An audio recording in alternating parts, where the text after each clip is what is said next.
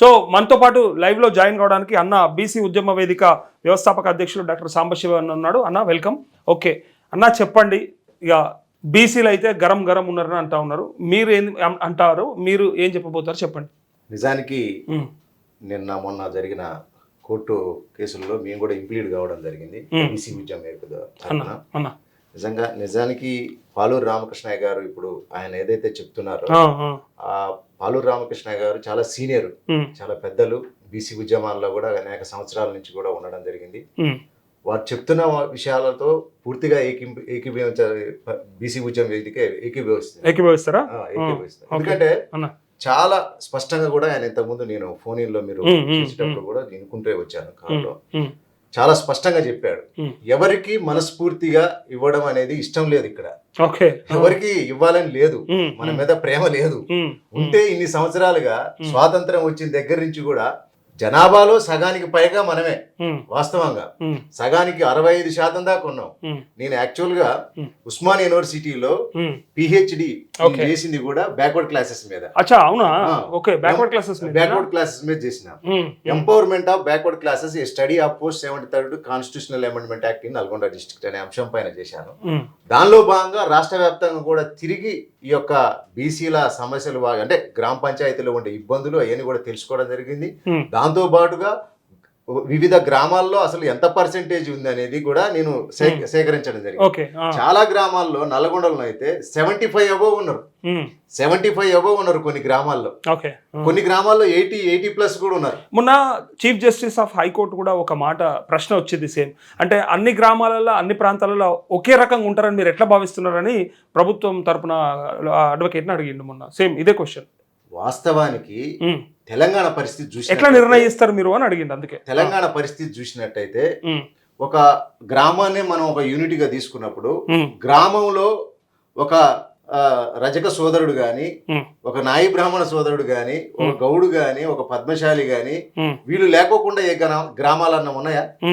మామూలుగా కులవృత్తుల ఆధారంగా తీసుకున్నా కూడా అక్కడ ఈ సామాజిక వర్గాలు, ఇప్పుడు అగ్రకుల సామాజిక వర్గాలు ఉన్నప్పటికీ కూడా వీళ్ళ శ్రమ లేకోకుండా వాళ్ళు పనిచేసుకునే పరిస్థితి ఉన్నదా?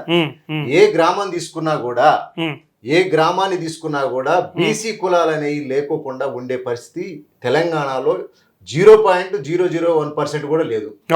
ఎందుకంటే చాలా తక్కువ. అక్కడక్కడ కొంతమంది రైతులు అని చెప్పి కొంచెం అగ్రవర్ణాలలో ఉన్న వాళ్ళు గూడెల లాగా అక్కడక్కడ పోయి వాళ్ళు ఒక 20 కుటుంబాలు 30 కుటుంబాలు పోయి ఉన్న ప్రాంతాలు తప్ప ఎక్కడ కూడా ఏ గ్రామంలో కూడా దరిదాపుగా బీసీలు లేని ఊరు లేదు, బీసీలు లేని గ్రామం లేదు. మేము ముఖ్యంగా చెప్తున్నాం ఏంటంటే, మీరు మీ ఛానల్లో రైతుల గురించి ప్రతిరోజు మాట్లాడుతున్నారు. రైతులనే తీసుకుందాం. రైతులలో ఎంతమంది వ్యవసాయదారులు ఉంటారు, ఎంతమంది కూలీ చేసే వాళ్ళు ఉంటారు? దరిదాపుగా 70-80% కూడా ఈ కులాల నుంచే ఉంటారు. మొన్న మేము హైకోర్టు దగ్గర ఈ ఇంప్లీడ్ అయిన సందర్భంలో వి హనుమంతరావు తోటి ఒక రెడ్డి సామాజిక వర్గానికి చెందిన ఆయన గొడవ పడడం జరిగింది. ఆయన వాదన ఏంది? నేను కూడా ఉన్నారు. ఆయన వాదన ఏంది? రైతులకు కూడా రిజర్వేషన్. అరే రైతులు ఎవరు మరి? ఈ తెలంగాణ రాష్ట్రంలో రైతులు ఎవరు? రైతుల్లో మా పర్సంటేజ్ ఏంది, మా వాటా ఏంది? ఒకటే చెప్తున్నాం మేము, ఒకటే. మీరు చిత్తశుద్ధితోటి ఇప్పుడు కేసులు వేసిన వాళ్ళు కావచ్చు, పొలిటికల్ పార్టీల వాళ్ళు కావచ్చు, మీకు చిత్తశుద్ధి అనేది లేదు. ఇలా రెడ్డి జాగృతి పేరుతోటి ఆయన మాధవరెడ్డి కేసులు వేయడం జరిగింది. ఆయన సోషల్ మీడియాలో వైరల్ అవుతున్నాయి ఫోటోలు. ఆయన ఎవరెవరితో తిరిగిండు, ఎవరెవరు ఇళ్ళ కాడు ఉన్నాడు, ఎవరెవరితోటి కేసు వేసే ముందు ఎవరెవరిని సంప్రదించిండు అనేది కూడా ఆయన ఫోన్ డాటా సేకరిస్తే మొత్తం విషయం బయటపడుతుంది. తీస్తే మొత్తం బయటపడుతుంది. మేము ఏం చెప్తున్నాం అంటే, ఈడబ్ల్యూఎస్ రిజర్వేషన్లు ఇచ్చారు. ఈడబ్ల్యూఎస్ రిజర్వేషన్లు ఇచ్చినప్పుడు మీ జనాభా ఎంత? ఒక 10% అనుకుందాం. ఎగ్జాక్ట్ గా మీరు వచ్చే ముందు ఒక చర్చ చేసిన నేను, ఇది మీరు చూసి ఉండొచ్చు.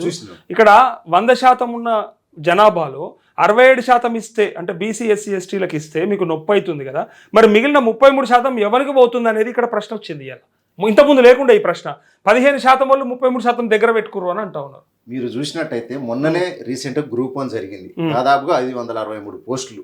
563 పోస్టులో దాదాపుగా 170 పోస్టులో పూర్తిగా అది అగ్రకులాలకే పోయినాయి. అయితే అగ్రకులాల మీద కోపం కోపమా వైషమ్యాల కాదు నేను అనేది విషయం కాదు ఇక్కడ ఉన్న కాడికి మాకు రావాలి అట్లా మేమెంతో మాకంతా అట్లా ఇప్పుడు మీ జనాభా అంతేగాని కోపం కాదాల మీద కోపం లేదు. మీ జనాభా ఎంతో మీరు తీసుకున్నారు, అట్లా మీ జనాభా ఎంతో మీరు తీసేసుకురు. మా జనాభా ప్రకారం మాకు ఇచ్చేయండి అని మేము అడుగుతున్నాం. ఓకే, జనాభాకు మించి ఈడబ్ల్యూఎస్ రిజర్వేషన్లు తీసుకున్నప్పుడు మీరు ఏమైనా అంతకు ముందు ధర్నాలు గానీ రాస్తారోకాలు గానీ ఉద్యమాలు ఏమైనా చేసిరా? పోనీ మీకు ఇచ్చినప్పుడు మేము ఎవరేమన్నా అడ్డుకున్నావా? ఒక బీసీ సంఘాలు గానీ, బీసీ ప్రజలు గానీ, బీసీ మేధావులు గాని, బీసీ రాజకీయ నాయకులు గాని ఎక్కడైనా అడ్డుకున్న పరిస్థితి ఉందా? కానీ మాకు నోటికాడికి వచ్చిన కూడిని ఇవాళ అంటారు కదా ఊళ్ళలో మనం చూస్తున్నాం, నోటికాడి ముద్దను లాగేసుకున్న పరిస్థితి మనం ఇవాళ చూస్తున్నాం. అంటే మీకు ఎంత కడుపు మంట ఉంది, మా మీద మీరు ఎంత కాలం ఇంకా ఉన్నారనేది ఈ యొక్క కోర్టు కేసుల క్లియర్ గా తెలుస్తున్నది. మా రిక్వెస్ట్ ఒక బీసీ ఉద్యమం కదా తరపున మిమ్మల్ని ఒక రిక్వెస్ట్ చేస్తున్నాం. మీరు రైతుల గురించి ప్రతిరోజు మార్నింగ్ న్యూస్ చేస్తున్నారు. ఈ 6 వారాలు ఏదైతే మీరు ఈ వాయిదా పడ్డది కదా, ఇప్పుడైతే కోర్టు స్టే కావచ్చు దానికి సంబంధించిన ఈ 6 వారాల్లో కూడా మీరు తప్పనిసరిగా ప్రతిరోజు బీసీల కోసం టైం కేటాయించండి. బీసీల కోసం టైం కేటాయించి బీసీల పరిస్థితులను వాళ్ళని కూడా వాళ్ళు గ్రామాలలో ఏం మాట్లాడుకుంటున్నారు, గ్రామాలలో జరుగుతున్న పరిణామాలను కూడా ఈ ఛానల్ ద్వారా కూడా ప్రజలకు తెలియజేయాల్సిన అవసరం ఉన్నది. కాబట్టి మేము ఒకటే ఇలా మనం చూసినట్టయితే నిన్న హైకోర్టులో మనం చూసినాం, ఒక యుద్ధ వాతావరణం కనిపించింది. వస్తుంది అని చెప్పి అందరం కూడా 1000 కళ్ళతో ఎదురు చూసినాం. మొన్ననేమో సక్సెస్ అయినట్టుగా బయటకు నిన్న కథం అయిపోయింది. నిన్నైతే రాష్ట్రం సంపింపజేస్తామన్నారు. ఇలా మనం ఒకటే ఆలోచించాలి, మన భారతదేశంలో కావచ్చు, తెలంగాణలో కావచ్చు, జ్యుడిషియరీ ఎవరి చేతిలో ఉన్నది? ఎవరి చేతిలో ఉన్నది ఇవాళ జ్యుడిషియరీ? అడ్మినిస్ట్రేషన్ ఎవరి చేతుల్లో ఉన్నది? రాజకీయాలు ఎవరి చేతుల్లో ఉన్నాయి? వ్యాపారాలు ఎవరి చేతుల్లో ఉన్నాయి? వాళ్ళకు మనస్ఫూర్తిగా ఇవ్వడానికి ఇష్టం లేదు. ఎక్కడో జరుగుతున్నది, something is going on, lobbying అనేది జరుగుతున్నది. తీరా మన నోటికాడికి వచ్చే ముద్దని లాగే ప్రయత్నంలో భాగంగానే ఇలా వాయిదా పడ్డది, ఇలా స్టే ఇవ్వడం జరిగింది. ఇలా దాదాపుగా మనం ఇంతకుముందు మీరు లైవ్ లో చెప్పారు, జూబ్లీ హిల్స్ ఎన్నిక ఇలా మళ్ళీ జరుగుతుంది. అంటే సరే ఏది జరిగినప్పటికీ మళ్ళా తప్పనిసరిగా 6 నెలల్లో పెట్టాలనేది ఒక వాళ్ళకుంటాయి. ఎందుకంటే అక్కడ మనకు రిజర్వేషన్ లేవు కాబట్టి. ఎందుకంటే చట్టసభల్లోకి మనల్ని రానివ్వరు. ఏదో మన చిన్న చితక గ్రామ పంచాయతీ, జెడ్పీటీసీ, ఎంపీటీసీ పదవులకు కూడా మనల్ని అనర్హులను చేసే పరిస్థితి. సెకండ్ క్యాడర్ లో మెయిన్ స్ట్రీమ్ లోకి మనల్ని రానిచ్చే పరిస్థితి లేదు ఈ దేశంలో కావచ్చు, రాష్ట్రంలో కావచ్చు. మేము ఒకటే చెప్తున్నాం మీ ఛానల్ ద్వారా, బీసీ ప్రజలారా ఇంకెంతకాలం మోసపోదాం? వీళ్ళు చేసే అరాచకాలు, అన్యాయాలు మన గ్రామాలలో మన తాత ముత్తాతలు కానీ చూస్తూనే ఉన్న సాయుధ పోరాటం కానించి కూడా తెలంగాణ సాయుధ పోరాటం చూడు, అక్కడ నాయకత్వం వహించిందేమో ఈ రెడ్లు రావులు. మళ్ళా ఇళ్ళ దొరబడరు వాళ్ళు, రెడ్లు కూడా దొరబడరు, అగ్రవర్ణాలు దొరబడరు, ఏ నాయకుడు కూడా చచ్చిపోడు. కానీ చచ్చిపోయిన వాళ్ళు అంత ఎవరు? తెలంగాణ సాయుధ పోరాటంలో మన తాతలు, మన ముత్తాతలు, మొత్తం మన అవ్వలు అయ్యలు అందరు చచ్చిపోయారు. మీరు చెప్పినట్టు డాక్టర్ విశారదన్ మహారాజ్ చెప్పినటువంటి ఒక మాట యాదికొస్తుంది నాకు. ఏ కులంకి సంబంధించినటువంటి అవ్వ వచ్చి నాట్యం ఆడుతుంది, డాన్స్ చేస్తుంది, మన అమ్మలు, మన అక్కలు, మన చెల్లెళ్ళు గోసి పెట్టుకొని తెలంగాణ పాటకు ఆటలు ఆడితే చూసిన మనము. మరి వాళ్ళు ఎందుకు అంటే రాజ్యాధికారం కోసమైన వాళ్ళు అని ఆ రోజు ప్రశ్నిస్తే ఈయనకి అది గుర్తొస్తే ఇట్లా మండుతుంటది. ఇట్లా ఎందుకు జరగట్లేదు? వాళ్ళు ఎందుకు రారు? మనకు ఎప్పుడు గుడ్డు చాకిరి చేయడానికి, వెట్టి కోసమే పుట్టినాం. తెలంగాణ గడ్డ పైన ఎస్సీ, ఎస్టీ, బీసీ, మైనారిటీ, చిన్న కులాలు ఎవరైతే ఉన్నాయో అందరు కూడా మనం వెట్టి చేయడానికే పుట్టినాం, బానిసలుగా బతకడానికే పుట్టినాం అనేది వాళ్ళ నరనరాన మైండ్ లో అది నిక్షిప్తమై ఉంది. ఆయన అన్నది అది నిజంగా. అది అంటే ఒక్కోసారి ఆలోచిస్తే ఏ రెడ్ డ్యామ్ వచ్చింది, ఏ వెలమామ వచ్చి ఆడింది, ఏ దొరసాన ఆడింది, మన గొల్లామే, మన కుర్మామే, మన సాకలామే, మన గౌన్లామే వచ్చి గోసి పెట్టుకొని ఆడితే మనం చూసి ఎంజాయ్ చేసినాము అన్నట్టుగా మాట్లాడింది. వాస్తవం జరిగిన పరిణామాలు, గతంలో జరిగిన పరిణామాలు ఇప్పుడు కూడా జరుగుతూనే ఉన్నాయి. ఇవాళ మనం రాజ్యాంగం వచ్చింది, స్వాతంత్రం వచ్చినాక రాజ్యాంగం వచ్చింది, అయినా కూడా ఆ స్ట్రక్చర్ అనేది మారలేదు. అప్పుడేమో గడియల దగ్గర పోయి మనోళ్ళు చేతులు చెప్పులు పట్టుకొని బాంచాన్ని కాల్ముక్తానంటే అయాల వాళ్ళు తాయిలాలు ఇచ్చేది పండక్కో పబ్బానికో. ఇవాళ పరిస్థితి ఏంది? గ్రామ పంచాయతీల దగ్గర పెన్షన్ల పేరుతోటి, పథకాల పేరుతోటి పోయి కాపలా పెట్టి మనల్ని అక్కడ అడుక్క తినే పరిస్థితి తీసుకొస్తున్నారు. ఈ పరిస్థితి మారాలంటే ఖచ్చితంగా బీసీల ఓట్లం బీసీలే వేసుకోవాలి, ఓసీల ఓట్లు ఓసీలు వేసుకొని తేలిపోద్దాడా ఈ రిజర్వేషన్లు ఇవన్నీ. తర్వాత జస్టిస్ ఈశ్వరయ్య గారు క్లియర్ గా చెప్తున్నాడు. ఏం చెప్పాడు? ఒక జ్యుడిషియరీ వ్యవస్థలో ఉన్నాడు ఆయన, ఒక జడ్జిగా పనిచేసిన వ్యక్తి. ఆయన ఏం చెప్తుండు? 9వ షెడ్యూల్ లో పెట్టనంత కాలం దీనికి వ్యాలిడిటీ అనేది లేదు. అంతే. 9వ షెడ్యూల్లో ఎప్పుడైతే పెడతామో, తమిళనాడు తరహా రిజర్వేషన్లు ఎప్పుడైతే తెచ్చుకుంటామో అప్పుడు మాత్రమే ఈ యొక్క రిజర్వేషన్లకు గుర్తింపు ఉంటుంది.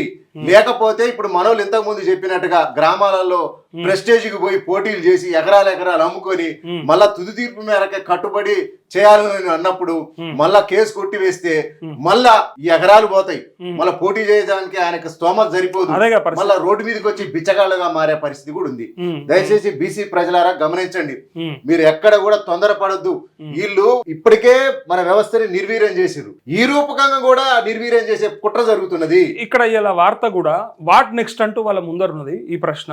దీనికి ఏం జరుగుతుందన్న, అంటే ఏం జరిగే అవకాశం ఉంది? వాళ్ళు ఏమంటారు అంటే, లీగల్ టీమ్ తో ప్రభుత్వ చర్చలు, ఉత్కంఠగా మారిన రిజర్వేషన్ల ప్రక్రియ, కోర్టు ఆదేశాలు పాటిస్తామని ఎన్నికల సంఘం అంటుంది. ప్రభుత్వ ఆదేశాల కోసం పంచాయతీరాజ్ ఎదురు చూస్తుంది. మళ్ళీ గ్రామ వార్డు నుంచి జడ్పీ వరకు రిజర్వేషన్ల ప్రక్రియ, ఆశావాహుల్లో నిరాశ, బీసీల ఆందోళన అంటూ ఇక్కడ మరి వాళ్ళ ముందున్న ఆప్షన్ ఏంది? ఏం జరగబోతుందో చెప్పండి. లీగల్ టీమ్ తో ప్రభుత్వం చర్చలు చేస్తే మరి ఏం జరుగుతుంది? ఒకటే, వాట్ నెక్స్ట్ అంటే దీనికి పరిష్కారం 9వ షెడ్యూల్ పెట్టడమే పరిష్కారం. కాబట్టి అప్పటిదాకా ఎన్నికలు జరగవు. అంటే ఈ రిజర్వేషన్ తో జరుగుతాయి కానీ వాటికి వ్యాలిడిటీ ఉండదు, గ్యారంటీ ఉండదు, వాటికి గుర్తింపు ఉండదు.